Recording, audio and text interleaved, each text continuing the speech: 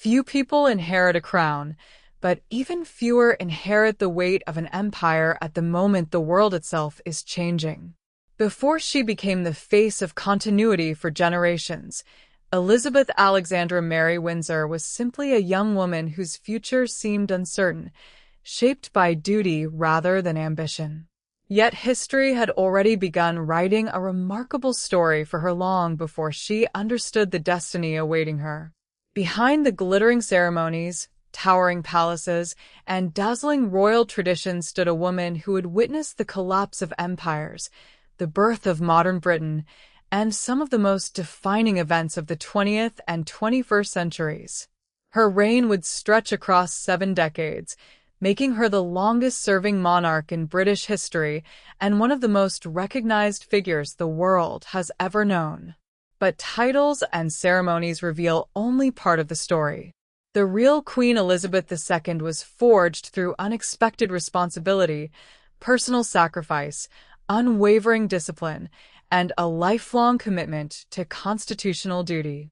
Born on April 21, 1926, in London, Elizabeth was not originally expected to become queen. Her father, Prince Albert, Duke of York, was the second son of King George V, placing Elizabeth far from the direct line of succession. Her early childhood reflected this reality. She enjoyed a relatively private upbringing with her younger sister, Princess Margaret, surrounded by family, tutors, horses, corgis, and the traditions of royal life. However, everything changed dramatically in 1936 when King Edward VIII abdicated the throne to Mary Wallis Simpson, an American divorcee. The constitutional crisis transformed Elizabeth's father into King George VI, and at just 10 years old, Elizabeth suddenly became heir presumptive to the British throne.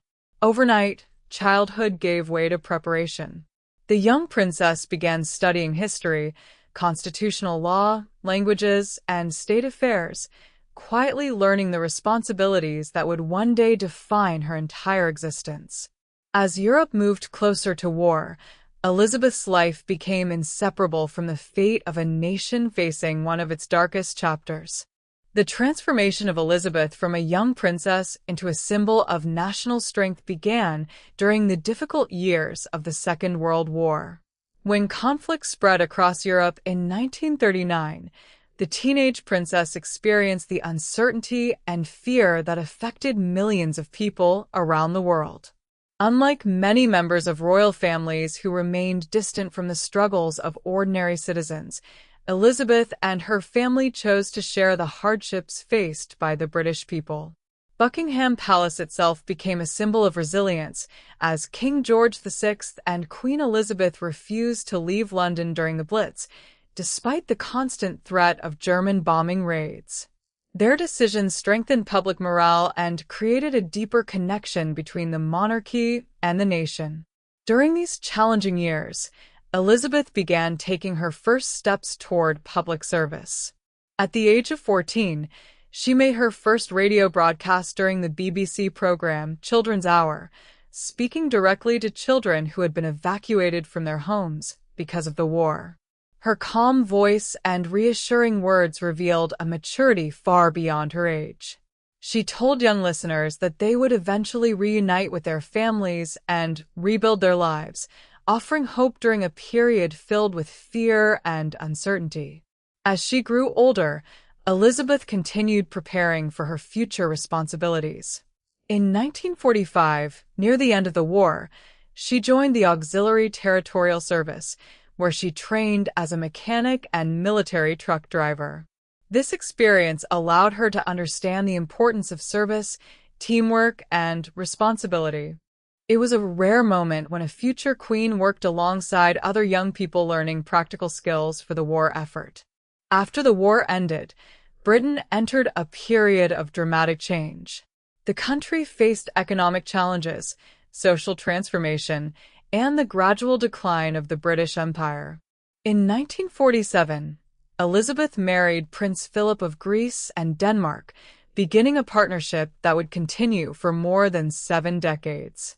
Their wedding became a moment of celebration and hope for a nation still recovering from wartime struggles.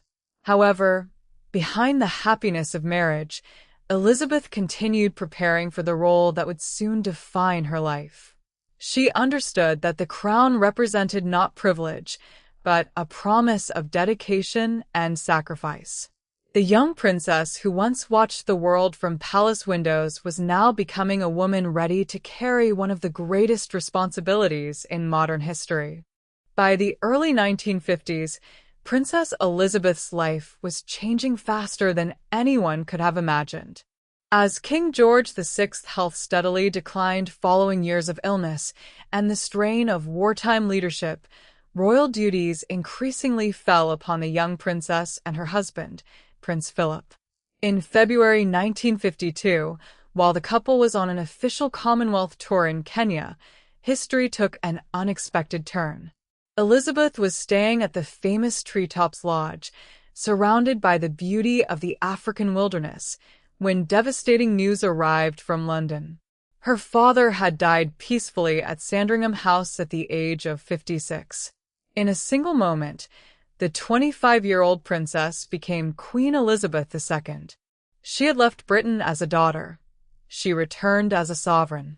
The sudden transition marked the beginning of one of the most remarkable reigns in human history. Despite her personal grief, Elizabeth immediately accepted the constitutional responsibilities that accompanied the crown, demonstrating the quiet self-discipline that would define her leadership for decades.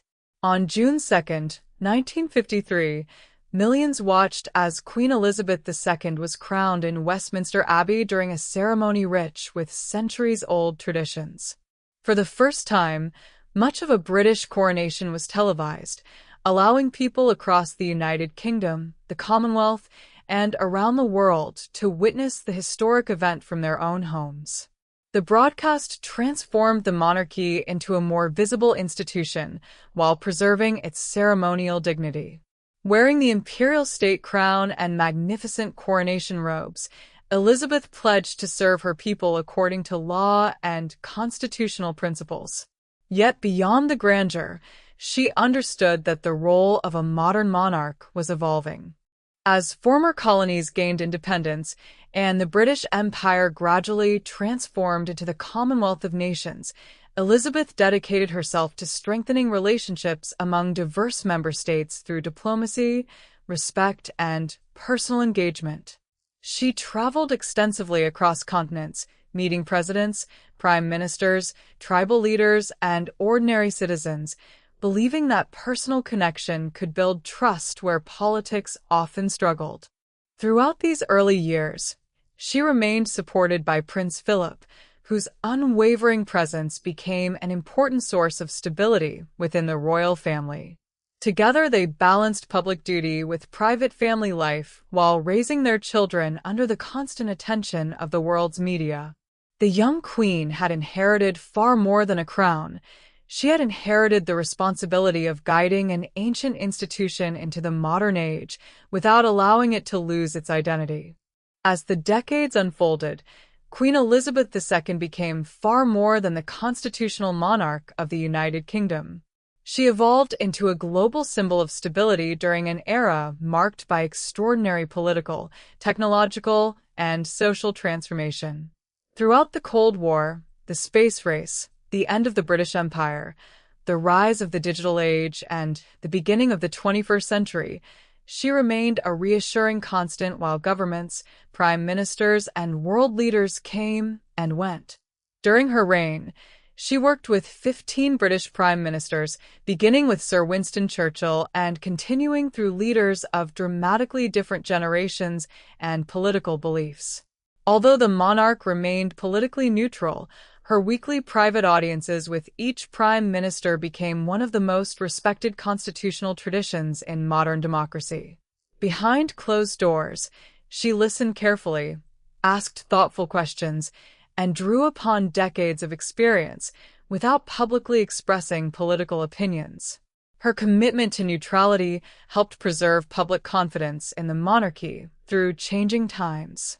Beyond Britain, Queen Elizabeth II completed hundreds of official visits across more than 100 countries, strengthening relationships throughout the Commonwealth and representing the nation on the global stage. Millions of people remembered her calm smile, measured words, and remarkable ability to connect with individuals from every culture and background. Yet her reign was not without personal trials.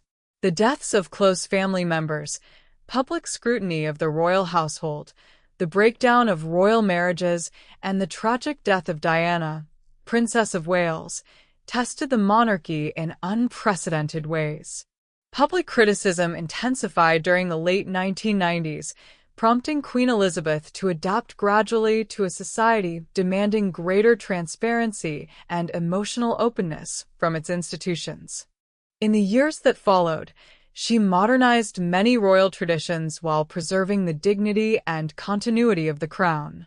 She embraced advances in communication, delivered annual Christmas broadcasts through television and later digital platforms, and even surprised the world with carefully crafted moments of humor that revealed a more personal side of her character. Her memorable appearance alongside James Bond during the opening ceremony of the London 2012 Olympic Games demonstrated that tradition and modern culture could exist side by side. Through every triumph and every challenge, Queen Elizabeth II remained guided by the promise she had made as a young woman to devote her entire life, whether long or short, to the service of her people. That promise continued to define every chapter of her extraordinary reign. In the final years of her life, Queen Elizabeth II became a living bridge between generations, carrying memories from a world of steam trains and black and white radio into an age of smartphones, social media, and instant global communication.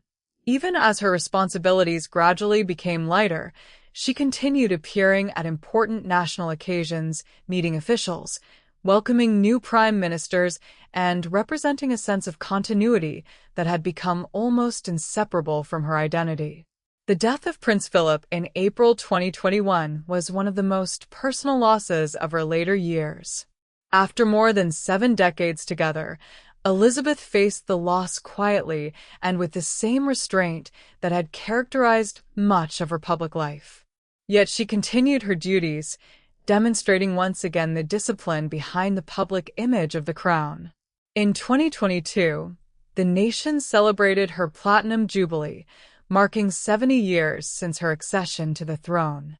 Across Britain and the Commonwealth, communities gathered for concerts, street celebrations, ceremonies, and public events honoring a reign that had witnessed extraordinary change. At 96, Elizabeth appeared less frequently, but her presence still carried enormous symbolic power. In September 2022, only days after accepting Liz Truss as the 15th and final British Prime Minister of her reign, the Queen died peacefully at Balmoral Castle in Scotland. The announcement brought an immediate wave of mourning across Britain and around the world. Crowds gathered outside royal residences, flowers covered gates, and people who had known her only through photographs, television screens, and stories stood together in silence.